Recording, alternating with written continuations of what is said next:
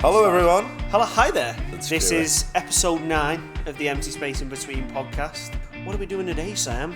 So we're doing a new segment, aren't we, Belly? And it's on topical research in the news. What's coming out in the world of science? What's coming out in the world of research? What new things are getting discovered? What new things are getting talked about? And they recently did a rocket launch of the most powerful rocket ever built. It was in the New Scientist, my major science journalism platform, that rats bop their heads to the beat. That's so sick. That's unbelievable. Like, yeah, when you get away from the rats, that's just people just going, we love tunes.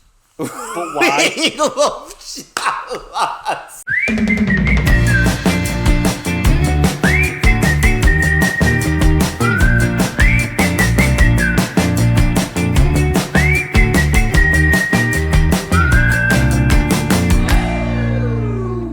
What songs probably grip me at the minute? Go on. Iron Sky, Paolo Nutini. Ah, what a song. That's every song, yeah. I saw that. I was listening to Radio X and they were like, do you reckon everyone was sat round at the end in the recording studio and it was all silent? They realised they'd wrote an absolute masterpiece. And there was just one dickhead in the back going, could use some more hi-hats about 3 minutes in. Why do hi-hats come in? But no, it's just, the one, like, right, who always, he's like, trying to person. tweet, go, we could really do with raising the levels a bit halfway through the song. And he was like, there's always one. Yeah, well, that's me. It was like making me laugh. No, Iron Skies. That song I've just been singing, and lad, Seth Rogen. Are we in? Are we starting? Is this it? We have. Hello, everyone. Hello, hi there. Welcome to our conversation about music. We've started. This is episode 9 of the Empty Space Inbetween podcast. I'm sure those watching are familiar with the name, and those who are new, welcome. Subscribe, keep up to date. Watch the back catalogue. There's not that much yet. There's as we say. We're closer to 100 subscribers now than we are to 0. Technically, yes, we are 52% of the way there. So get us to 100. Come on, yeah. Hell. You want to. We're bringing it to your ears and to your faces from one of our favourite places, a place that's looked after us on our journey so far from the ship and mitre. Thank you once again. Diet Coke. Sam's on Diet Coke and I am on a Pilsner Urquell because I really like Prague and it comes in a fancy glass. I would get another beer, but I'm a super lightweight and 2 beers I might not get home. So. What song were you talking about then? We were just talking about music then. Belly was just saying how great the song Iron Sky is, which it is. It's fucking unbelievable. Paolo Nutini. Some of his songs on to 10 out of 10. No, as I say, I don't really listen to Paolo Nutini. I need to listen to him more. I'm good, lads. I'll send you some Paolo Nutini. But like that bit, I love that speech by Charlie Chaplin. Oh, it's in the song and it's so good. Yeah, when he starts going like men and things. Yeah, it's like we are not machines. We are not machines. We are made with machine minds and machine hearts. It's so good. It gets you spine tingling. Lad, every single time I went you to see listen Coldplay like 2016, lad. I was a kid, and at the start in 2016, lad, loads of people died. It was like, remember that year when everyone died? Is that when Bowie died? Yeah. Did Bowie die? No, it wasn't 16. Muhammad Ali. It was. When did we start uni? I started 2015. Oh yeah, because I was in second year uni. I remember because town was buzzing. Yeah. Not buzzing because he was dead, but I mean, buzzing because everyone was out and like all the bars were playing David Bowie. And yeah, lads. Well, yeah. So I went to see Coldplay, lads, and at the start, halfway through their set, they had this big moment where they had like famous speeches on, and obviously Charlie Chaplin's like machine minds with machine, and then it went into I'm gonna tell you how great I am. And Muhammad Ali comes in, and they had like loads of famous people and lads. I was nearly crying watching. I was just like, that sounds class, to be fair. Like if you were going to battle, lads, and someone played you that, you'd be going, man. You wouldn't care, man. You'd just be running straight in. Even if you were in the wrong, lad, you'd be going. You know what I mean? Like, just so hyped. Just so hyped. Yeah. But yeah, lad, I was on Instagram the other day, lads, on Seth Rogen's Instagram, because I'd seen Bad Neighbours onto that film with Zac Efron. The one with Zac Efron, yeah. And he was in it, lad, and I was like, wonder what Seth Rogen's up to. So I went on his Instagram and that. And on his Instagram story, he had this song called Patches. Who's it by a guy called, let me get it for you. And lads, I was crying my eyes out. Why is it a proper emotional tune? Like, it's just like, let's see. I wonder what Seth Rogen was up to. Clarence Carter. It's not that sad, lad. I don't know why. Is it just the vocals and that just got to it, innit? It's like a deep American South accent, like Alabama. I'm from Alabama. Yeah, yeah. And in the song he says that, he goes, my name is Clarence Carter. I'm from Alabama. When I was 4 years old, my daddy died. You know, like, and just giving his story, like. yeah, lad. And in the song, it's about his dad dying, and he said his dad was this, like, you know, a man who worked hard his whole life and that, but never left much. And his dad on his deathbed, it's obviously a tale, says to his son, like, you know, look after the family basically, and like you're now in charge. You know, obviously back then the man was always in charge. So even if like there was older women in their family, they always said like, if the lad was 8 it was like years old, the old phrase, wasn't it? You're the man of the you're house. the man of the house, and that's what it says in the song, lads. Shit, what the fuck, lads? I'm moving. How are you moving the set? What's going on? Yeah, this is on camera. What's going on? What's going on here? How have you moved? You've gone from giving a well thought and deep tale about a southern Lads, what American went on with man. that couch, man? And lad, you've just moved the couch. Screw this couch. You don't even know your own strength. Lads, all them deadlifts, lads. Anyway, yeah, lad, and the song was... I've ruined that now, haven't I? The song was about, him passing the book to his son. And he says in the song, like, you know, I'm depending on you. And the song's about this fella, like, in his times when he's, like, feeling down, like he can't go on. He thinks about what his dad said to him on his deathbed, like, you know, don't give in, you need to look after everyone. Lads, I was on the way to the fucking gym. I was crying. just bawling in the car, lads. It's mad that, I was just going like... I was just like, why am I arsed here? But lad, music just... It just makes you feel some weird things, doesn't it? It just hits you. Fucking... I was in the car once with my bird, lad, and we started crying to Amarillo. I was crying to This Is the Way to Amarillo, lads, and I was just driving home, lads, my girlfriend's next to me, and I just went like, just a happy song, isn't it? And just started it is a crying, proper happy tune. and she went like, oh my god, are you crying? I went, it's just a happy song, and it just made up like this exists, man. And I just thought, like, yeah, I've definitely got some issues, man. I'm not addressing it. You just let it out every now and again through music. Glastonbury a few years ago, lad, watching on the music thing, no, watching The Killers, lads, and I just started crying. Tell you what, I remember one time I was at tea in the park, and it saw Nolly G. Yeah, no, Gallagher. Lad, I was just like that. It was just street. I was just like, just crying. I don't even know why. I was just lad. like, this is mad. Just listening to him, something like, about, wow. lads. And we were talking about punk gigs before. Punk gigs are amazing for the energy, but you don't get quite like the emotional strand in the set, really. Yeah. But like someone like a Noel Gallagher, they have those songs which can hit emotions, you know, like yeah, and Half you're just the like, World wow. Away, and yeah, lads, I've lads, Paul McCartney, I went to Glastonbury last year, watched Paul McCartney, Hey Jude, lads, me and my girlfriend, and I've never seen so many people crying. Just at one thing. Before Paul McCartney come on, there was this young girl, and you think, how is someone who's in their 80s influencing someone in like the 20s? Influencing this like 18-year-old girl, and we got speaking to me and my girlfriend, and before he come on, she started crying. Like the lights went down, and she just started crying. Because like the whole like thing. Yeah, I mean, she could have been on drugs or something. Probably definitely on drugs. This sounds like somebody on drugs. No, she wasn't, lad. She was too compass mentis, lad. She was like fully there, and lad, she was crying. But like, I remember when Hey Jude was on, like na na na na na na na, and we're looking around, lad, and people were so emotional, lad, listening to it. Yeah, it's like, how does something get to you like that? It's mad, isn't it? It's mad, lad. Anyway. But yeah, so before we get into today's episode, this is what I wanted. I didn't mention it before, but go on. But I'll mention it now. Just a final shout out before we get going. So, my cousin, her husband, right, he's a driver for... Oh, this has come out of nowhere. I know what, but it's quite a serious turn, this. This has just been... this is one of them things where he's had it in his head. I've been talking, and he's been like, ignore. This is what I want to say.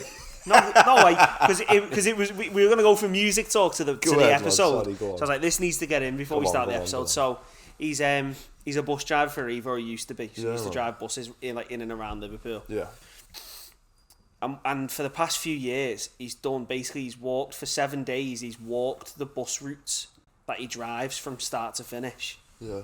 Raising money for either the Whitechapel Centre or the Trussell Trust, basically for like food banks and helping people out who need help, especially in the because obviously, as we all know, cost of living crisis, it's all a bit up in the air, like, and people need help. So he does loads of good work. He got is it a B? MBA? OBA? Not an OBA, a BM, is it? A BME? Something like that. Anyway, so he was on the honours list last year, but he's doing his like third and final walk now. In June it is. Yeah. So I thought I'd mention it now. So basically they're trying to raise money again for the Trussell Trust, which I believe is to do with like helping out food banks and stuff in the local area and that. So if it's alright with you, I think before the walk I'd like to just put the link. Yeah, man. It's in the bio. So if anyone, even a couple of pennies, couple of quids, if you can give anything, if you can afford to give any, if you can't, I'm not asked. Do you know what I mean? That's amazing, man. I'll give something. If you can afford to give anything, please do everything else. It's going to help people who, especially in the current climate, a lot of people need help. And this is his final walk, is it? This? Yeah. So this is his third and final one, I think it is. And how long's the route like? Well, however, like, I can't, off the top of my head, I can't remember, but he does like... It's a big good few miles. So he'll go from like Runcorn to Chester, walking Runcorn to Chester on some stuff, and like Liverpool to Widnes, and that's class, and he does like 7 walks on 7 days. You know what? That deserves a round of applause. That. There we go. That's class, man. Some people are just like... Some people just got it in them, haven't they, man? Just do things for other people, lad, and don't want nothing back. It's just like... I can't even get a guy to spot me in the gym. Oh, lad, that fucking prick in the gym. Yeah. Fucking hell. Belly went to gym the other day, and he's been doing... I've been doing a similar gym programme, and he's been doing 1 rep maxes on stuff. Basically, like, what's the most he can lift on an exercise, and for like a bench press, you're best doing it with a spot, which means... So you don't die. Yeah, so you don't die, and all that means is someone will like stand near you, and if you can't get the weight back up, they'll guide it back onto the rack for you. And he asked someone for a fucking... Well, go on, you tell them. Well, I asked this fella for a spot. I was like, excuse me, mate. Like, do you mind? I'm only doing 1 rep. Like, you're in the middle of a break and that. Like, do you mind just spotting me here so I don't die? Basically. Yeah. And he was like, nah, get to fuck, basically. I was like... He went, yeah, I mind. And I was like, whoa, fucking hell. So, yeah, so I can't even get a spot. But what did he say? You shouldn't be lifting weights. Yeah, if you can't lift the weight, don't do it. And it's like, how are you supposed to know if you can... Anyway. Like we said, don't jump the bar if you can't jump it. It's the point in the Olympics. Don't shoot at the goal if you can't reach the goal. Like, you've got to try something. You've got to know where your limit is. Yeah. But yeah, so we'll leave that in the bio link. We'll add a thing in YouTube. Yeah, man, that's amazing. And I'm not sure if we can do it on Spotify, but if we can, we'll throw it in just for the next couple of months. See if we can push some money that way. Yes, just to try and donate, push it up, and give it to some people who, unfortunately, have fell on hard times and need some assistance. So off the back of that, what are we doing today, Sam? So we're doing a new segment, aren't we, Belly? And it's on topical research in the news. What's coming out in the world of science? What's coming out in the world of research? What new things are getting discovered? What new things are getting talked about? What hypotheses are around the periphery of science, which might... I thought you'd run the course of that like list of things then when you were like that. That's like he's gonna fail. What new things are on the periphery of science, which we're not going to be experts in it. But we think that every few months we want to delve into the world of science news and bring some of those things to light, man. And as we say, the whole podcast is about talking about interesting bits of research anyway. But we wanted to kind of talk about things that are either relevant in the news, just kind of funny things, potentially like a news article. Oh, that's interesting. Oh, that happened. That wouldn't necessarily fill out a full episode, and just basically try and cover some. And it wouldn't fill out a full episode because we don't know enough about it. And that as well. And also, it is really, really good for search optimization. If we do one podcast full of many different topical things. No, one of the things it's good for is, like, we're constantly talking about stuff like this. And obviously we have the research that we do, or obviously when I get guests in who have the research they do. We have sort of the big think topics where we both know quite a lot about it, or we're interested in it a lot. But we also, just in our day-to-day discussions on research and that, me and Ryan don't just talk about like what we're doing. We'll talk about loads, that's in the media. We just have random conversations about everything. And just have back and forths on it, because like, as we say, I think we mentioned this in the introductory episode, I think one of the reasons we get on so much is we have different viewpoints on the world, but it's never an attacking form of that's the world is. So it's nice to just talk about things and hear what other people are thinking, and then we basically had this back and forth. And my apologies if you can hear me fucking dicking around with this wire. It was getting on my nerves. It's been picked up on the mic, just like fucking wanging it round. So we wanted to basically have these conversations, but put it out. So then, not only are we having a conversation with ourselves, we can get kind of what everyone else is thinking as well. And you know what? I've just thought on the spot now, and I normally say, ask Ryan stuff like this behind the scenes, but it'd be class opportunity in these like news segments that we do to get people in that aren't academics or aren't industry, and getting guests that are laymen to do these news segments with us, because we can present stuff in the world of science, and it's an opportunity to get anyone in to say, what do you think on this? Yeah, because then obviously we get our point of views from where we come from, and then, as we say, I'd love to the news is best enjoyed from the consumer, from everyone, from the consumer, from the people who have like kind of, say if it's a machine learning topic, we kind of have expertise how that's done.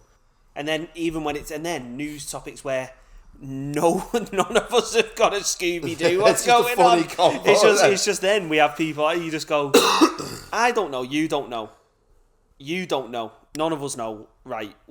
Should we just have a little natter? What do you know? It's one of them, innit? You don't know, and I don't know, but I'm still right. And you two are wrong, but I'm right. I still have the same knowledge as you two. We started at the same level, but I'm right. By the way, guys, I've got a bit of a mad throat today, so if I cough, sneeze, anything like that, I'm sorry. You know what? So we've done now apologise for being 9 main episodes, and the introductory episode.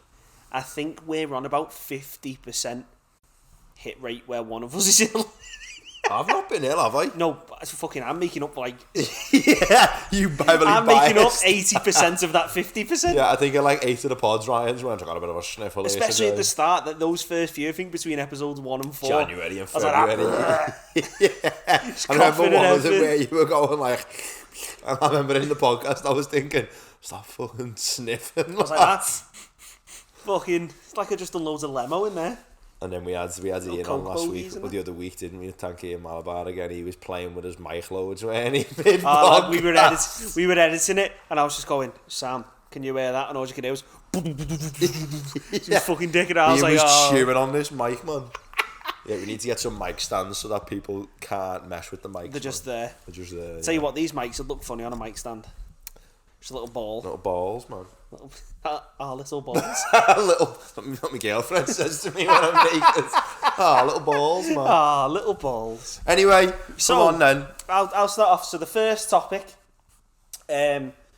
is around kind of relating to a subject that we've talked about quite a bit, and that is to do with ChatGPT, and the generation of essays for academia. Another disclaimer as well, by the way, is I kind of have a slight inkling of what Sam's going to talk about. We talked through the headlines of some of the stuff we found. Know the details, so we've kind of narrowed down it to a list. So I read like my headlines, he read his headlines, and we went, that's interesting.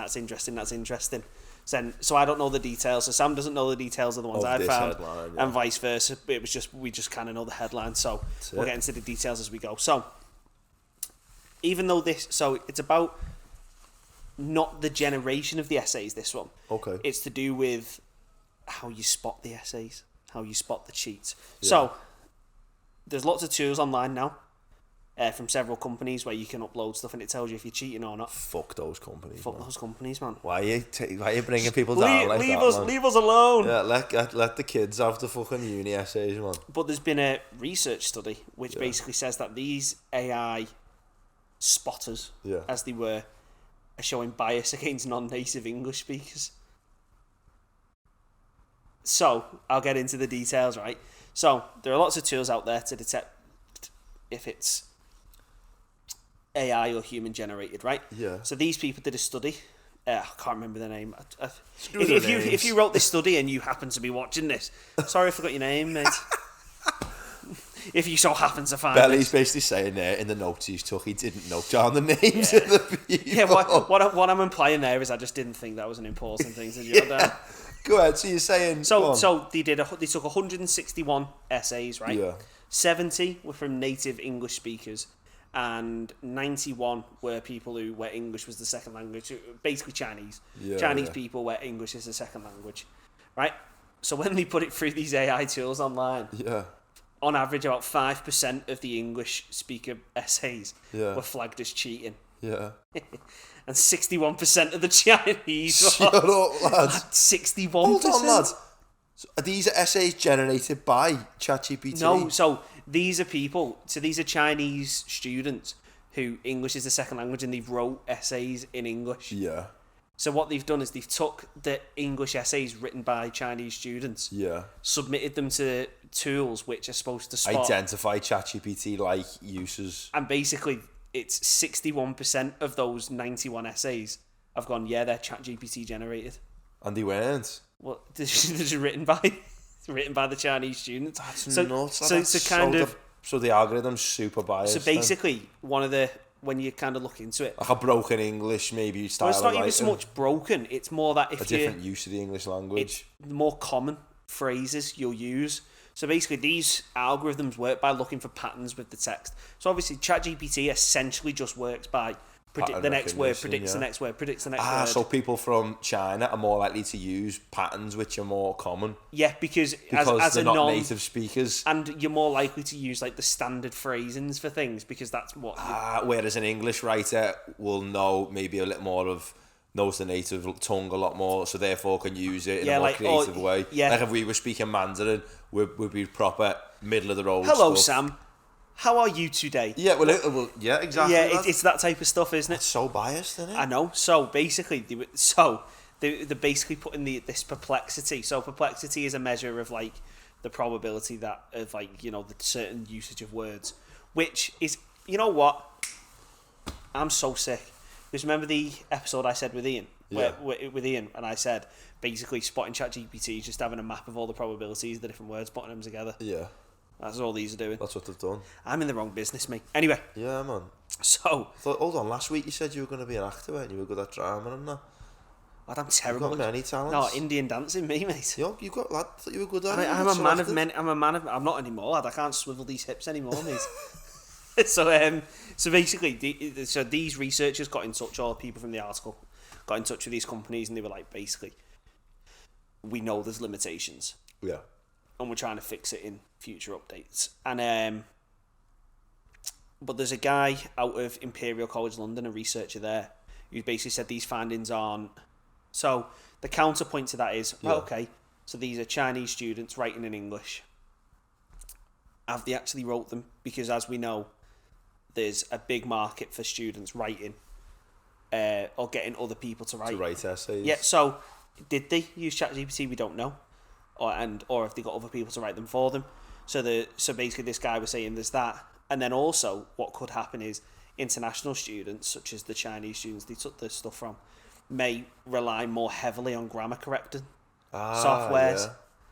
But then so Well, that's true, lad. no, like, oh, go on, sorry. I rely on grammar correcting, but like, But if you proper makes didn't sense. know, Start doing it. but then the reason I'm laughing is not because of those, because those are two valid points. But then the researchers have kind of addressed this. Then what they did, What are you laughing at? so what they did is they took the 91 Chinese, like the Students. English essays written by Chinese Yeah, yeah. students, put them into ChatGPT, Yeah. and went rewrite this essay to make it sound more like an English speaker. Yeah. Yeah. And the misclassification rate on the same sample dropped to 10%. Shut up, lads. Yeah. So you can use ChatGPT and To get around lad, it. whoever's made this software just needs to start again, man. Lad, how bad's that? Yeah. So then the guy was just... So then there was like a last quote from the It goes from to the show- researcher. Was just like, Go on. convenient, that, innit? Oh, Like lads. so then that kind of indicates that it's not to do with the students at all. It's just... So ChatGPT got a lower misclassification rate. A lower class... Chinese students writing in English. Yeah, got a lower suspicion rate. How bad's that? But lad, there's a few ways to look at that. The first way is that language is super complex. So it's super hard to roadmap language when Yeah. we all use it in different ways. The second one is that an AI tool is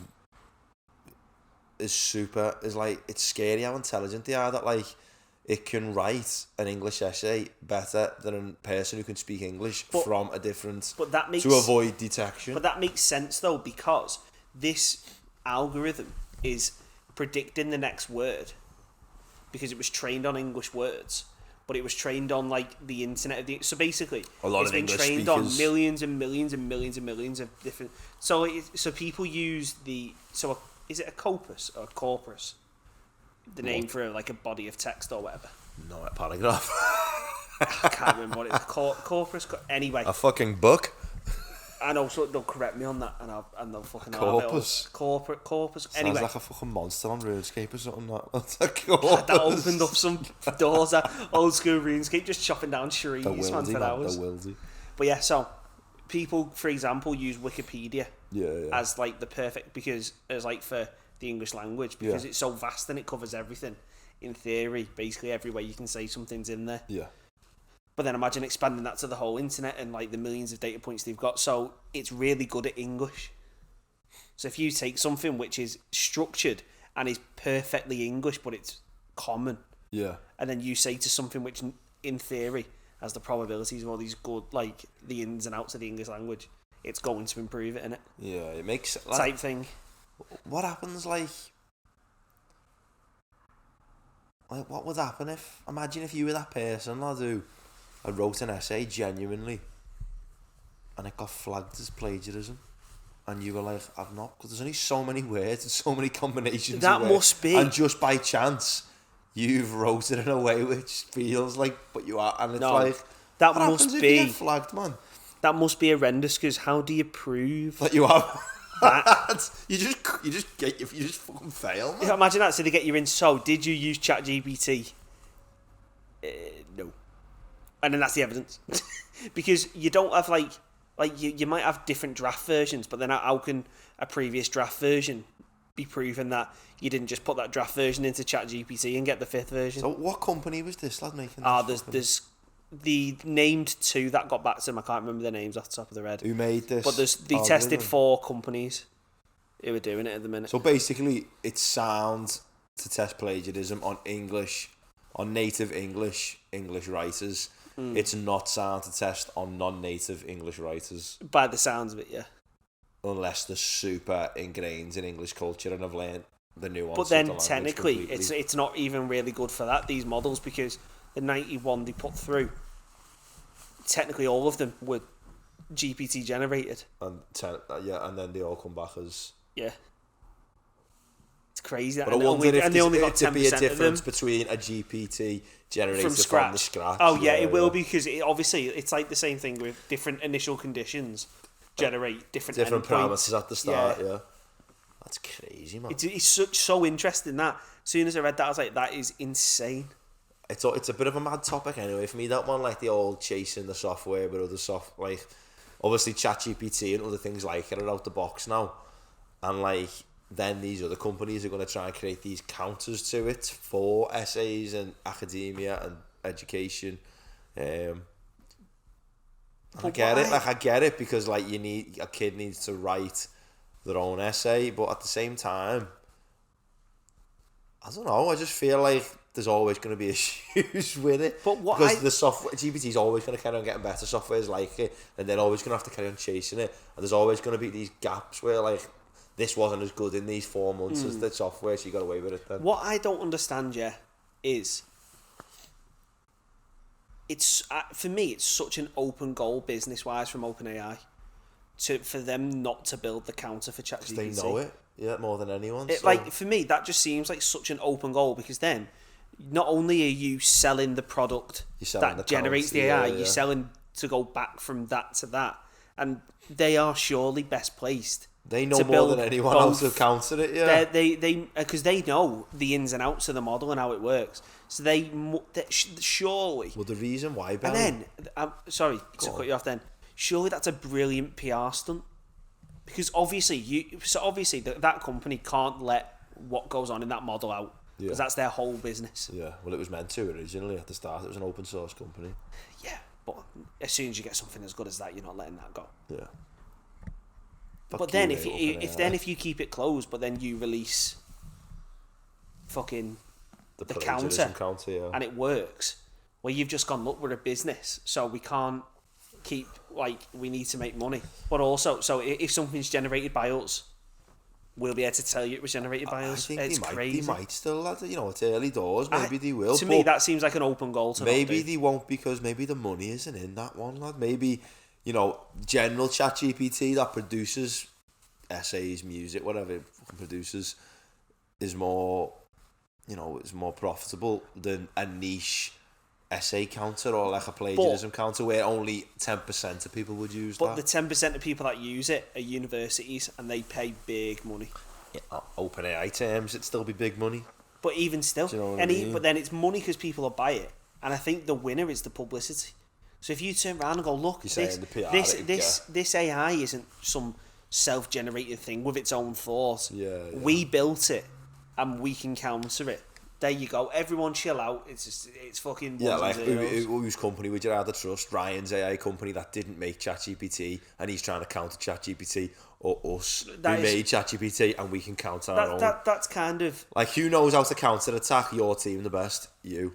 Yeah. Because you know what your team's about. You know what I mean? You know how you attack. So the best, if anyone's got the info, it's you and your manager. To me, that just seems such an open and easy thing. You know, totally. For them to do.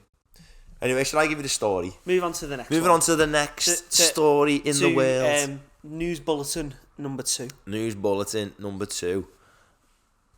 And I'm gonna take us off. I'll do a keep. You know what? I'm gonna keep with the AI for now, because we've started there. I'm keeping with the trends. So, there's been AI that's getting tested over the last few months, and research has been done on it, that can tell if you are sleep deprived by listening to your voice. It's bonkers. That's class. So, this is an artificial intelligence that can detect if people have had at least 7 hours of sleep or just 3 hours. The accuracy isn't the best yet, with 77% accuracy based on the tone of rhythm in their speech. But that's still insane. It's insane. That's 77%, lads. For just someone speaking and you going, you're run down, to be able to classify. So here's why people are saying it's amazing. So, you know, it says here, people may be sleep deprived without knowing it. Can cause negative psychological changes in the bodies, physiological changes. Says Daniel. Now, his second name is Presnitze. Don't even bother. At the Paris Sciences and Letters University. I'm sorry about that second name. Or is it like got Z's in that in it? Yeah. It sounds like Eastern Europe. I butcher every Eastern European name. I try so hard. Okay, so I don't think this guy made it. He was commenting on it after it. He's from the University of the Paris Sciences and Letters University. Why Letters? It's a mad name for a uni. Anyway, and he says... We're focusing on the wrong thing there. This AI... Letters uni. Fucking letters, man. This AI...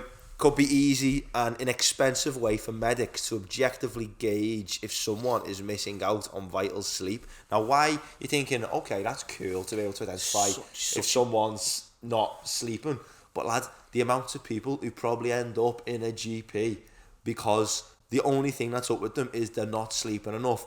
And when you don't sleep, you're at risk of loads of other heart things, disease, kidney disease, high blood pressure, diabetes, stroke, obesity, depression. Yeah.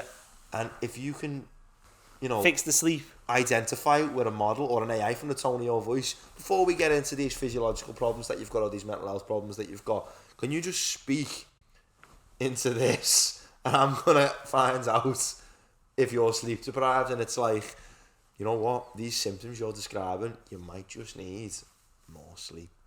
You've come with these issues, but like... Or even if not just that, like, you need this, but also if you now sleep a bit more, if we can fix the sleep, we can work on that. This is going to get so much better. That's what what's amazing for me thinking about this, lads, is like, this is the beauty of AI. It's got its negatives and that, which people talk about a lot, but like a doctor 20 years ago doesn't have a tool like this. And if someone comes in sleep deprived with high blood pressure, they might just prescribe straight away blood pressure tablets. Yeah. Because high blood pressure needs to come down There's no way identifying other than conversation. Are you sleep deprived? That person might lie. He may he might not know. Yeah, they literally may. Like, I've always had 6 hours of kip a night. Yeah, but then as your body changes, maybe now you need 7 or 8. And a doctor can take away the human opinion straight away. I don't even need to hear your opinion on how much you sleep. Just speak into this, whatever the device will be on the front end, how it will collect this data. It's telling me, based on your tone of voice, on average, you only get 4 hours of sleep a night.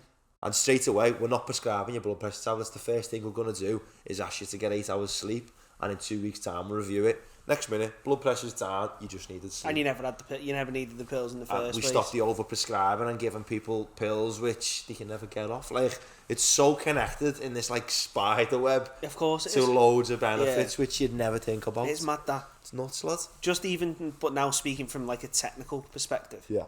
If I was a car company, I'd buy this tech. Go on, today. Explain. Because then, right, this couch is having a nightmare of a day. No, you're just having a nightmare with the couch. So, like, just, like, spitballing this just came to me. Like, imagine now, so say if this is the type of stuff you can predict from your voice. Yeah. Imagine now, you put a thing in your car. You're too tired. You're going to say to drive. You're too tired, you can't drive. Lad. Or then, you go the other way, you go even further. Before you can drive your car, you have to say a set phrase that you said sober.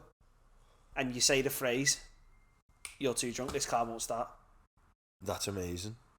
If Okay, I can see the amazing side of it is the drunk one. The one where I think it's a bit like authoritarian is if you've had a rough night and you need to get to work and you've only had 4 hours sleep and your car won't come on and you're like on your boss, fuck I can't get there, me fucking Audi won't come on, it's telling me imagine that excuse, I've had to go back to bed, boss, my car won't come on, I'm going to have to get some. So yeah, I think the first use case, you wake up in the middle of the night at like 3 AM, you've had 2 hours kip, like your girlfriend's having she's giving birth, you get in the car, please say the phrase, you're too tired, fuck off. Yeah, we will recline the seats for you, you need to sleep. Imagine just getting in the car and it goes yeah, and it puts on like nice music. No, I think it's great for just like letting you know. It'd be awful if like your car switched off. No, but the drink driving one, that's amazing. Or like, drug driving, whatever you want. So like this type of tech, this is the type of stuff you'd buy and go, right, we developed this, we put it in the car. Imagine the PR stunt. Yeah, you can swindle a breathalyzer, lad. You can't swindle your voice. You can't. And then the way you do it is if you say, like before, when you first get the car, you have to initialize a profile and you have to basically say it sober. This is my voice. You'll say like, the fox jumps over the brown box. Yeah. And you've got to say it 10 times or whatever. The fox jumps over the brown box. And then that's your voice. So then when you get in, the fox. Nice. I'll tell you about the fucking fox. Yeah, mate, you're not driving anywhere. Lads, imagine like someone trying to like gear themselves up. Hold on. Like Plod's got the speech recognition thing rather than the breathalyzer in a few years. It's a speech recognizer. Say, I'm not drunk, I swear I haven't had 8 beers. Excuse me. Hold on. Don't fucking rush me, lads. You've got to let me say it. That's enough. Yeah, you're drunk. No, but like this type of tech, like, is, I mean, it sounds authoritarian, but then at the end of the day, all these cars. It's only in certain use cases. Yeah, but like that type of stuff, like say if you manage to then, so say if your car has been like your car flags that car is, we've now got a drink driver, right? Mm-hmm. And then the car, someone goes, right, fuck it, I'm gonna hack it some way. Yeah. And they start driving it. It sends out an automatic signal. The car sends it out, right? There you go. Here's a drink driver, or at least a potential drink driver. Let's go take him off the road.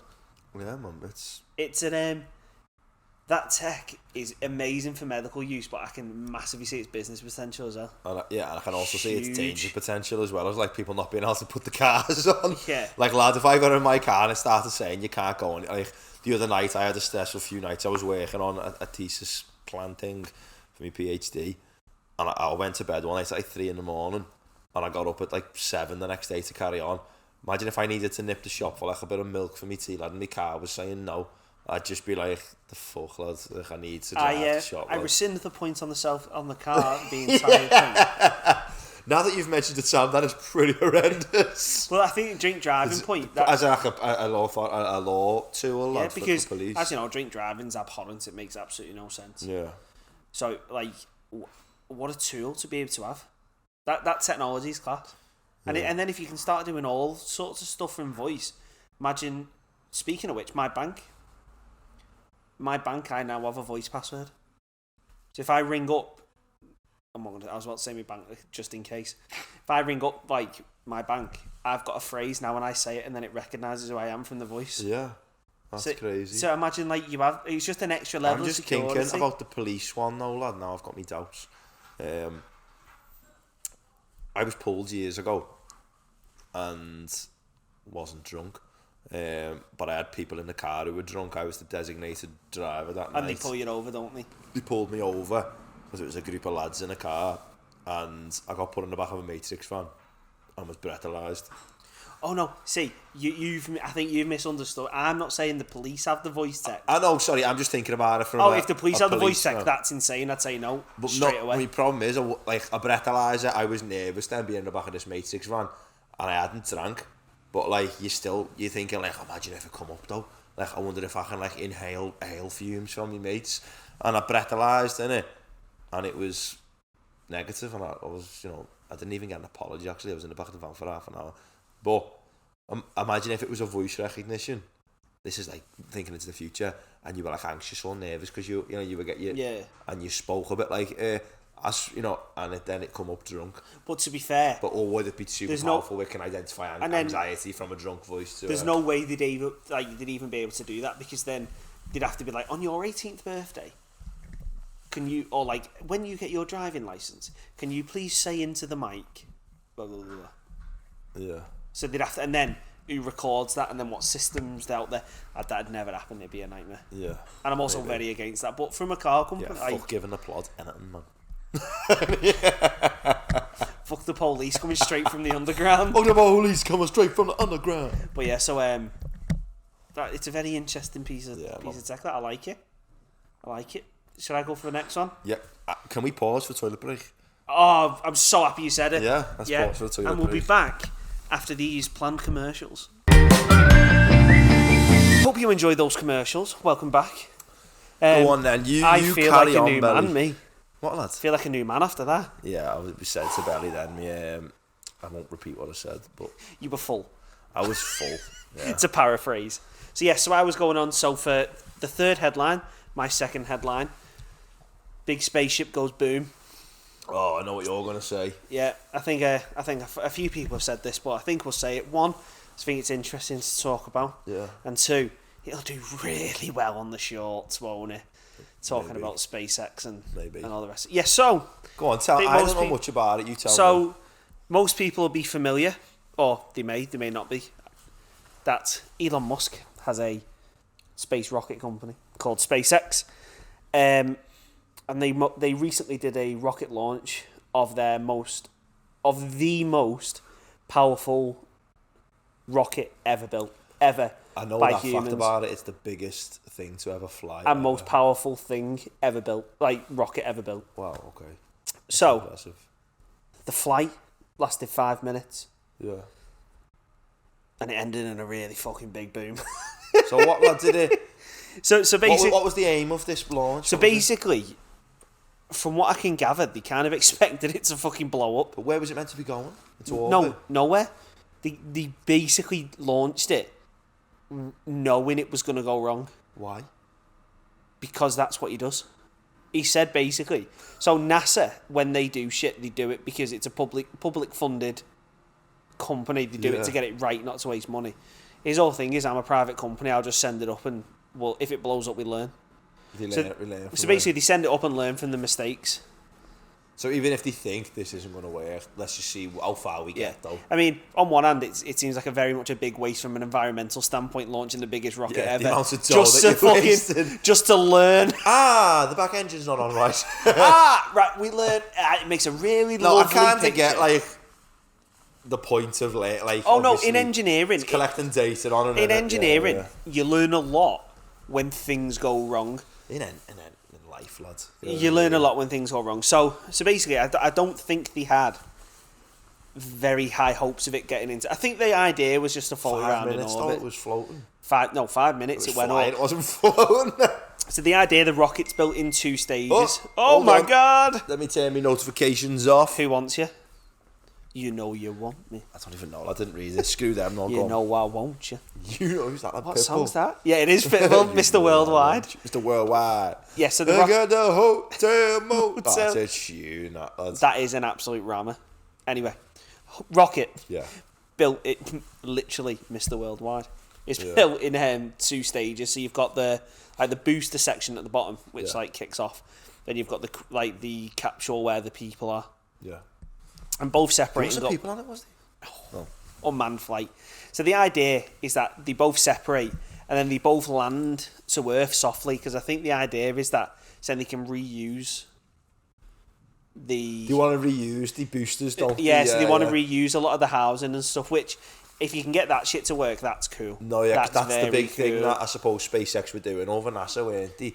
They've successfully done it on other flights. What with smaller rockets and stuff, They've got haven't they? boosters with a rocket on to go up. The rocket obviously detaches. Have you seen it? It lands. And NASA's obviously back in the day had just crash and wallop back into Earth.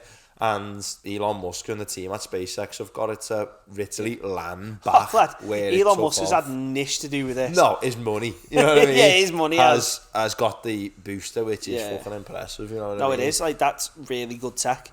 But then I think the reason it went wrong, or people are saying it went wrong, is so basically it's supposed to twist.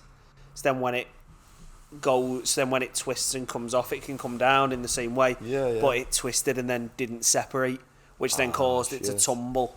And then no one's sure, or from the articles I read, no one was sure if it blew up itself or they manually blew it up to stop it basically it might have been pinging off over the middle of Mexico and then coming down. So that was the idea. So where was I up to with this story? So have you watched the video of it blowing up? No, lad. Fucking all the all the SpaceX employees start cheering. Yeah. Because it blows up and all you hear whistles and that, like woo woo woo. There goes 28 billion cars. Honestly, so it was kind of like they expected it to go wrong, because he just does it all the time. He'll send stuff up if it doesn't expect it to work, just to blow up. Yeah. It's mad. I mean, like, the more failures you can get, the more you can learn, the more chance you've got of doing something right. But at the end of it, it's like, especially it's when a lot of fucking dough in the sky. It's man, not even so what I much. mean? It's not even so much dough. Resources in the sky. It's, for me, it's the environmental impact, especially when we're trying to move to be a cleaner society. Shit. I know what we'll do. We'll send one up, because space travel needs to happen. I think, especially as a race, if we want to live past the lifespans of the Earth. Yeah. Space travel, and also it's an interesting thing, and as a scientist, I think it's very natural to want to. For humans, like, for humans, it's a very want to know stuff, man. Exactly. It's so like, I think space travel is a given, and then I think space travel will start funding itself, space tourism. Anyway, we get into that later, but that's a whole point on itself. But then the environment. But every test should be done, I think, with purpose. If the purpose is to blow a rocket up because of the environmental impact, like, I think that's maybe that is purpose in their eyes. Maybe they're going to learn that much from that it will be it will be major, and maybe their point is one blow will give us more information than anything else. You know what I mean? And but then the only point is with it blowing up is then you didn't get what the cruise thing does when it takes off, so you only got halfway up the fucking stack before it blew up. So it's kind of like this whole thing, and it's like, I was watching back and forth something, lad, about SpaceX the other week, lads. With one of their aims is to terraform Mars, lads. Yeah. So what they want to do is they want to basically be part of and they see this whole thing, this whole explosion, as one of the first big steps towards how we get humans to Mars. It's and they want to nuts, lad. But terraforming Mars is an insane thing, which takes it's like thousands and thousands of years.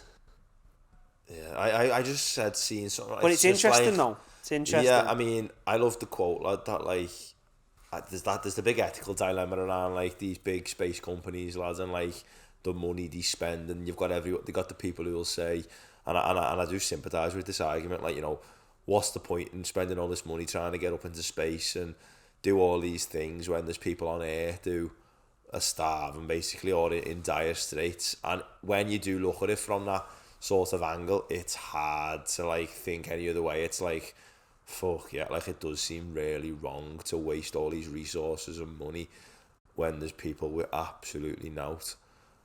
But at the same time, as you said before, like, it's in humans, man, to want to pursue the unknown, and it's always been there, and I'm not sure you'll. And at the same time as well, there's that famous saying, lad, that, you know, it's hypothetical. It's just like romanticising the past, but like, you know, back in the days when we were in the cave,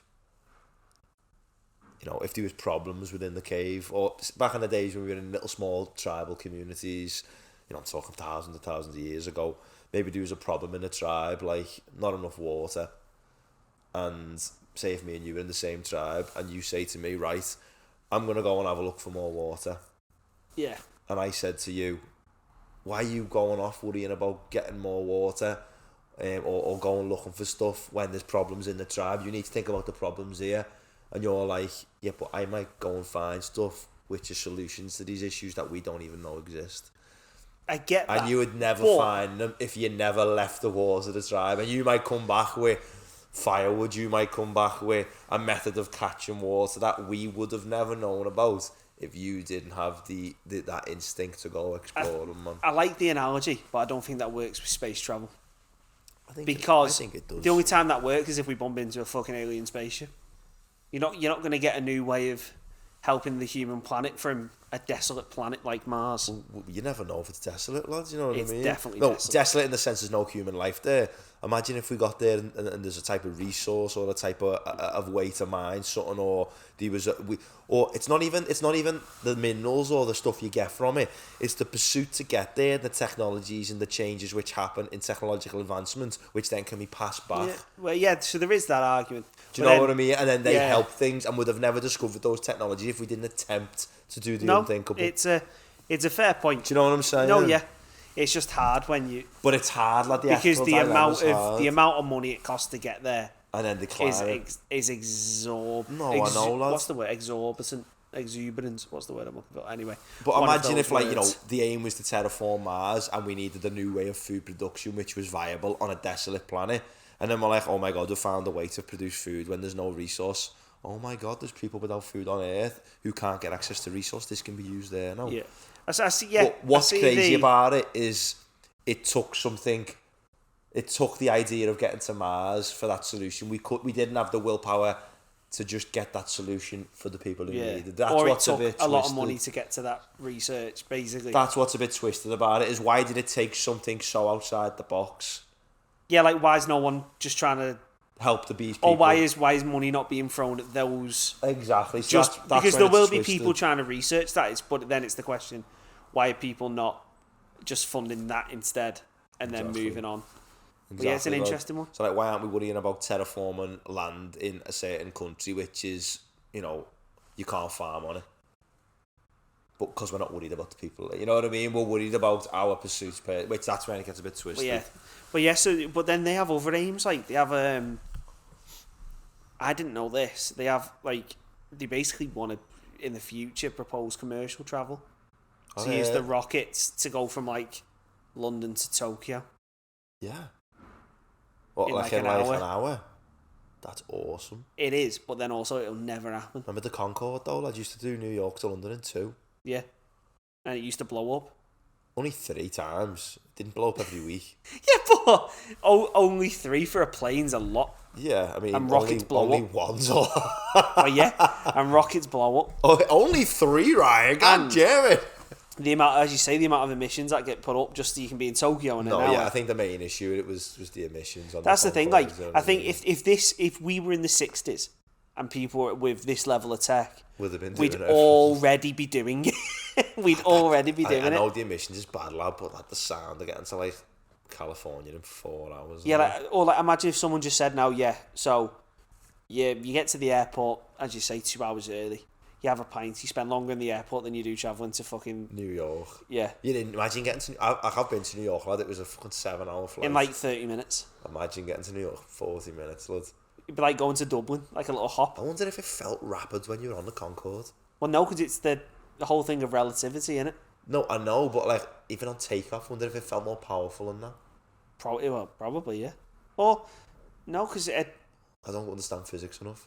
Well, it depends on what its takeoff speed was, because its takeoff speed might have been the same, but then it can get to Once it got up, it can get to quicker speeds at altitude potentially. Anyway, I don't know. That is a question which I'm not qualified to answer. No, I'm not. I know nothing about physics. My physics teacher fucked me over, man. Don't know why. Go on. No, it's actually quite. I'm not even going to go into the story because it's quite heavy. Basically, I picked A-level physics, lad, and like 2 months in, he had a big life event and couldn't teach us A-level physics anymore and left. And we didn't get an A-level physics teacher back till May. Oh, so you just thought your year wasted, basically. But lad, when you're 16, you do dumb shit. Me and the other people, I was in an all-boys school in A-level physics, carried on going to the class and standing outside of it. And we'd stand outside of it for like 20 minutes, no one would turn up, and we'd go to the common room then and have a laugh. We never once thought about going to tell anyone that we haven't got a teacher. And like, it was only a class of 4, so it sort of went under the radar of the school. Yeah. Obviously, they knew this teacher had left because of a personal issue. But I don't think they were aware he had an A-level physics class. They knew he had other classes. So we just carried on turning up for months, lad, standing outside the class, and we'd go, still no teacher. And then, lad, the deputy head walked past us once and went, what are you doing here? We were just waiting for a teacher. And they went, what are you doing? This is probably a really bad representative of my school. And they went, physics? And they went, we don't do physics. I was like, well, we did with this teacher. I won't say the name. And they went, what are you telling me? You haven't been taught physics since November? We're like, no. They were like, you've got AS exams in like a month. We were like, we don't have a teacher. And lads, but when you're that age, you don't even bother trying yourself either. You're just like made up. You're not going. Yeah, you're just like, get in. Yeah, you're like, no one's here. Yeah, it's 3 hours. And lads, this like substitute come in, lad, for the last month, lads, and then we all failed. That's a mad story, then. I blame the school, lad. I was too young.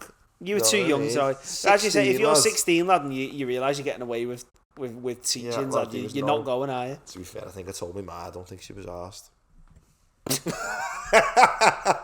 Bad guardianship all around, man. The school, me ma, the lorries. Lad, she'll love you for saying that. And now I don't understand the flight of the Concorde, and I can't have a discussion with Ryan, which is meaningful, man.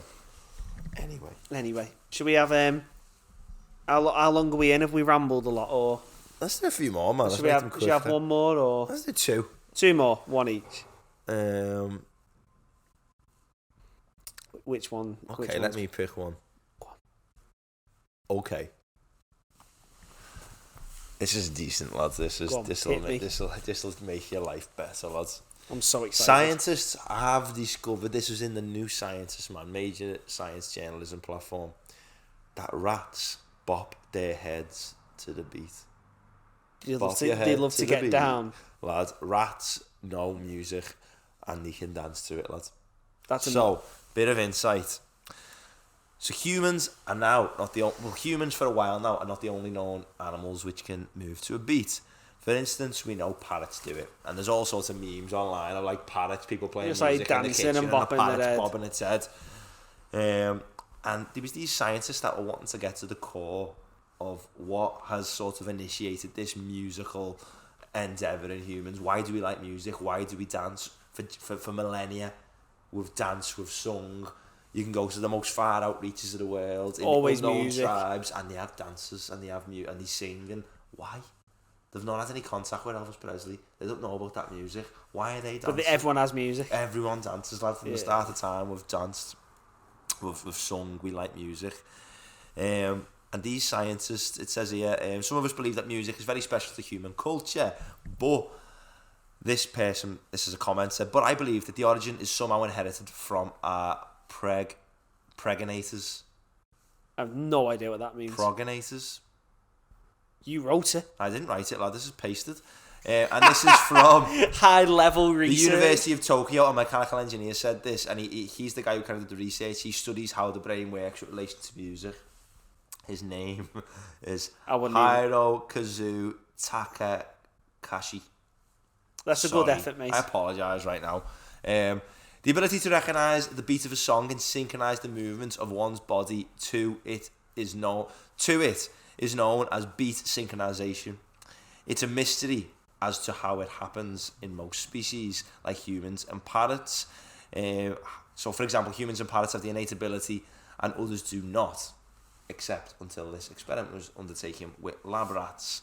For the rats in the lab, Takashi and his colleagues put on Mozart's sonata for 2 pianos in D major. The team sped up and slowed down the tempo, as well as played it at normal speed, observing the rat's motions, not only visually, but with wireless accelerometers, which were surgically accelerometers, which were surgically placed on the rats. Sorry about I think I'm dyslexic.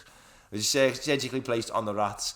The team initially thought the body size might determine the tempos that triggered any head bobbing. Humans tend to prefer foot tapping to music. That's between 120 and 140. I was just foot tapping. So yeah.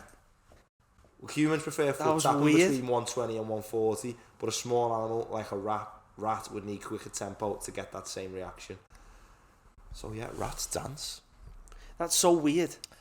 And that's such a cool research group. This whole research group at the University of Tokyo are studying why we like music. That's so sick. That's unbelievable. Like, yeah, when you get away from the rats, that's just people just going, we love tunes. But why? We love tunes. That research lab was probably doing something well spent, man.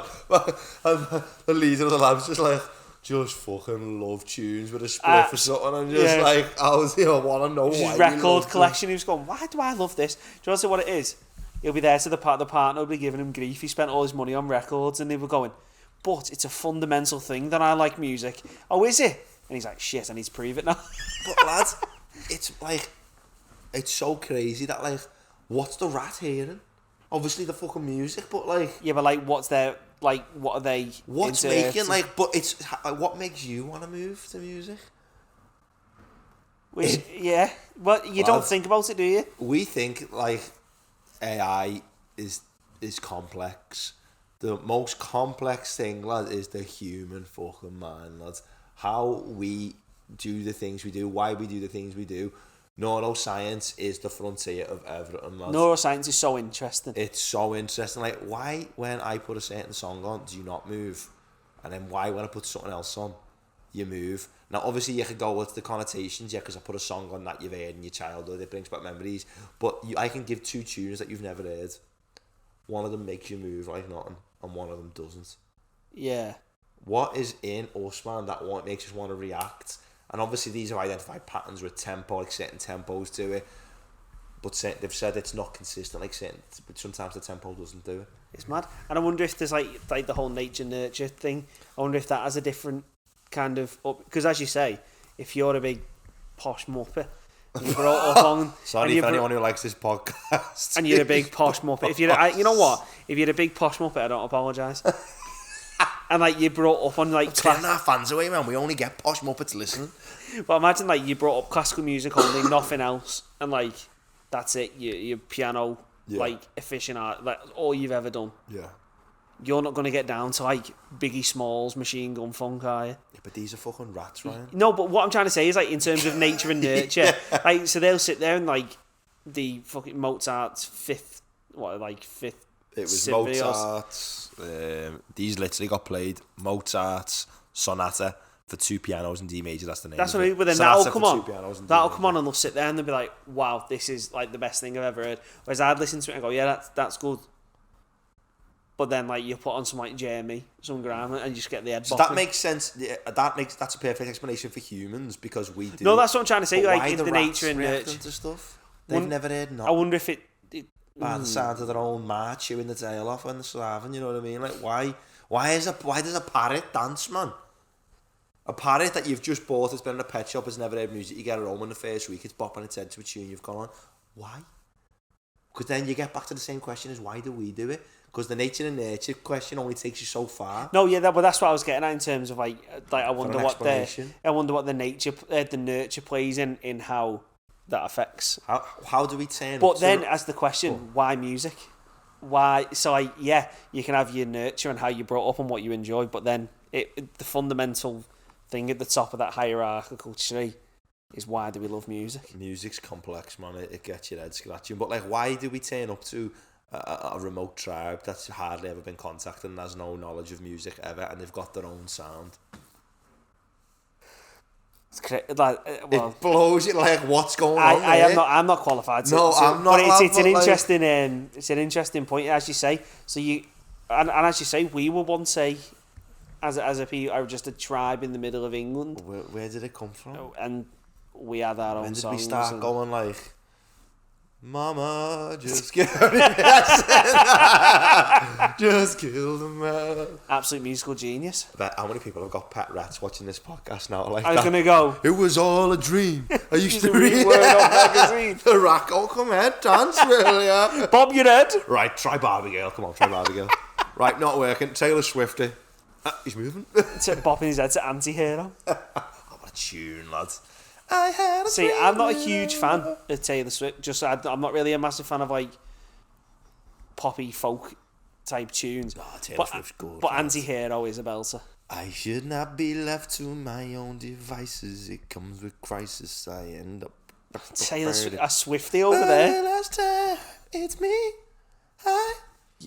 I'm the problem. Is that your most played this year? No, that's mine. I love it, lads. Oh, I love it. Yeah, I thought you said to me, Mum's played it. No, you said your most played. As soon as it come out, lad, I was in love with it. So then the car just going, it's me. Just bopping the head. I'm the problem, it's me. And then I pull up and go, look.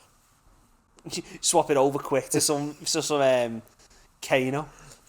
Anyway, Rats Dance, man. And I was made up with that, lads. That is, again, and this is another point as well, which is what kind of, like a lot of these points are highlighting kind of why we got into it.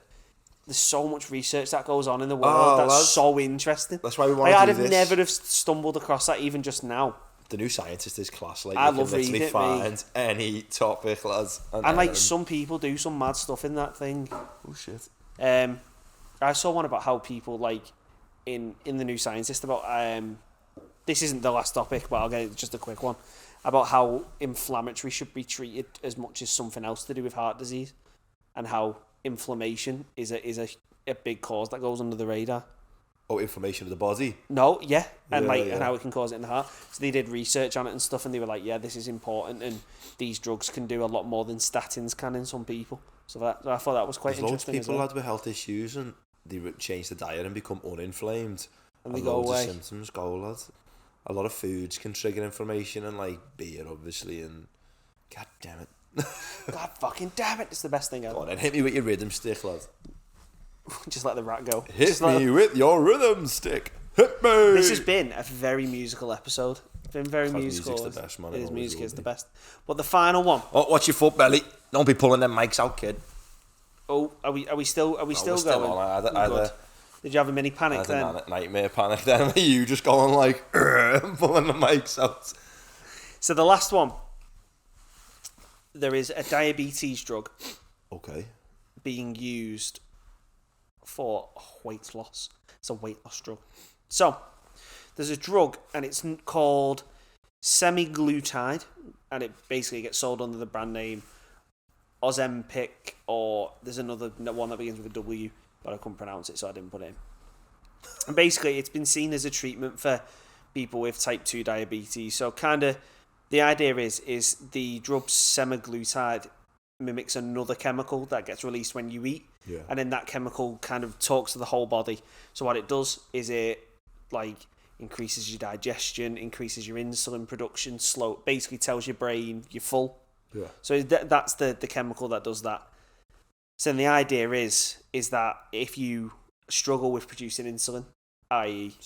you've got diabetes, you take this drug, and then what it does is it allows your body to do a lot more with the insulin it can produce. So it's kind of a treatment for people with diabetes to help them regulate insulin. Yeah, regulate it as well as just taking insulin and stuff like that. Yeah. And there are fucking loads of mad side effects with it, like. So it makes them get the best use out of the little insulin that the body can still produce, basically. Yeah. So so just improve how they can manage their disease. So that's good. Yep. But it comes with loads of mad side effects, like mad diarrhea, vomiting. People have reported mad heart palpitations from it, and on the flip side, constipation. So you can either be all out or all bunged up. Projectile vomited, everything. It apparently, like, some of the stuff, it just ruins your inside. It won't let me out. Sorry. But why it's on everyone's radar at the minute, and why I saw it in the news, seen it in a few places, is because, as I said, the drug tells your brain you're not hungry. So people are finding you lose loads of weight on it. You lose your appetite on it, yeah. basically. So, kind of on average... Get me them drugs, lad. So, on average, people lose between 3.5, 6.5 kilo. Shit. And there was a trial Over where... how long? That's within a couple of weeks, just drops off because okay. you're not eating. And then one trial basically showed that if you have a healthy diet and exercise with it, they were able to get people to lose like 12 kilo. Shut up, lads, yeah. But then, you're only allowed to take this drug for 2 years. You have to come off after 2 years. And then what they found is loads of people put the weight back on. Because I think this is a problem which you get with a drug like this type thing. Is... So I'll get into that point afterwards. So, in the UK, it's being given out to people who have a really high BMIs, people who are diagnosed with obese, and they have... For weight loss purposes? No, and have diabetes or some form of condition. Basically, just for weight loss. Yeah. And a way of get them down and managing themselves. But it's only been given out to people with diabetes, though. And who are obese. Or you have some sort of cardiovascular issue. Or so they're not giving it to just obese people who aren't diabetic? No, so you've got to have like two things up here. So you've got to be obese and have one of a set few conditions. Okay. So, my point here is, it's really good for help. So I kind of have a few opinions on it. It's really good for helping people manage a disease. Any drugs that help people, especially if you're at risk and vulnerable, obese, you have loads of conditions. But the way it's being touted as a weight loss drug. So in the US, there was a huge shortage. So people who are diabetic can use it to help them manage the weight and manage the symptoms. There was a massive shortage because all the rich people were buying it. For weight loss? Lad, I've heard of this, you know. And then, so in the UK, you're going to get that whole problem as well, because as soon as the cat's out the bag, everyone's going to want it. Lad, this might sound like I haven't done my research, which I haven't, because this is Ryan's story, but lad, there was loads of and I don't want to comment on people, but there was loads of celebrities in Hollywood randomly losing weight in the last few months, and people coming out a lot later, and he was saying there was a drug going around which all stars were using. They're all on it. Yeah. So then the idea is, so you take it. How would they get in it? In the US, you can just buy it. In the UK, you can't. Well, I'm not quite sure. It's like saying you can't buy cocaine. You can. This is what I'm trying to say. Yeah. So it's a brilliant drug to help people who need it, but then it's kind of touted as this get slim quick drug. And then I think the problem is as well is it's good, but you've got, as I said, that study that found most people put the weight back on. You've got to kind of... Well, it's a drug, that's why. It's not a lifestyle but then change. if you kind of manage it and proper enforce healthy lifestyles, then you'll keep it off. But if the main reason you've lost weight is because of the drug, as soon as you come off the drug, and you can only be on it for 2 years. Yeah, then after 2 years, you're going to be back to square one. Are you saying it's been touted as a weight loss drug by genuine institutions or sort of on the black market? Oh no, so I think the NHS are basically using it as a weight loss drug. If you're obese and have diabetic and so basically let's just get your BMI down as a way to help do that. Yeah, weight loss is I mean the first point is it's super dangerous. I can see its use for someone who's really ill, maybe they are severely overweight and diabetic, and this person needs drastic change now. Yeah. Any tool to get that drastic change is useful. Yeah, it's better for this person. Yeah, we'll deal with the things we need to deal with at a later date. This person could die. This person needs to come down and BMI, needs to lose fat. Okay, thumbs up. I don't, okay, I'm not a doctor, but I would imagine that's a fine use case.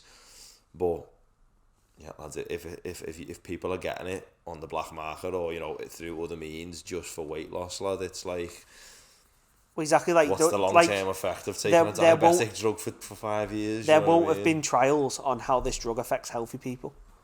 No, yeah. Because that's the whole point is, does it improve diabetic?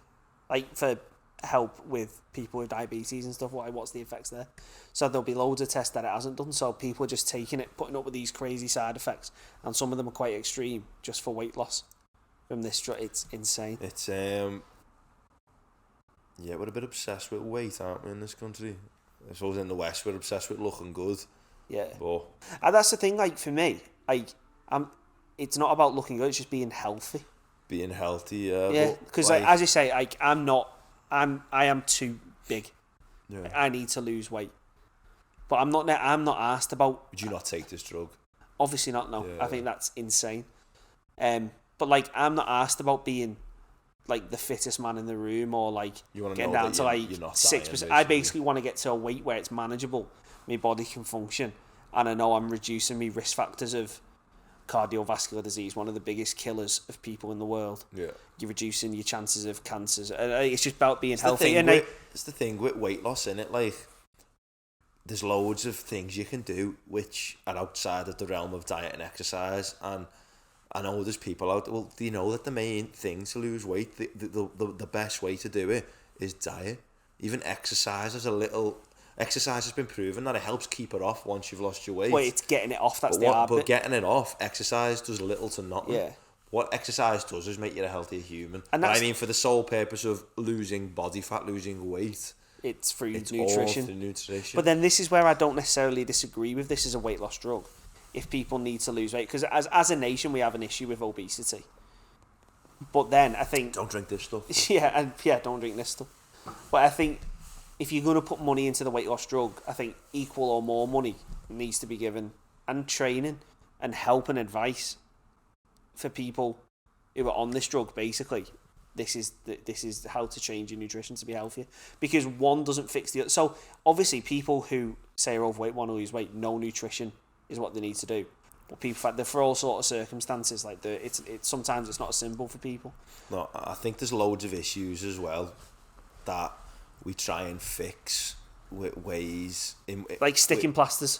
Yeah, we try and fix the symptoms of the issue rather than the actual issue. Like the reason why people are overweight or just unhealthy people, the solution to that isn't to give them a pill. It's a tool to stop bad outcomes happening, maybe. But the solution for someone who's severely obese to become a healthy person isn't to give them a drug. But then the solution is to try and somehow get into the psyche of that person and change how they think, how they have a relationship with food and exercise. But then a lot of it comes from, like, say, in deprived areas, you can't necessarily afford to potentially eat. The nutrition then thing, you start going down to, you start getting in this huge rabbit hole of what causes obesity. But, like, so going kind of staying back to the news. Just before you get onto that one, Matt, the way years ago, a predictor of wealth years ago was to be overweight, and now a predictor of wealth is to be healthy. If you're overweight, you're more likely to be deprived. It is mad, that, isn't it? Like, it's flipped. That is weird. It's nuts, isn't it? Sorry, I was interrupting. No, that's an interesting point, that. I'd never really considered. Mad, lads. If you were overweight 100 years ago, you're more likely to have more money. Yeah. If you're overweight now, you're more likely to be from a deprived area.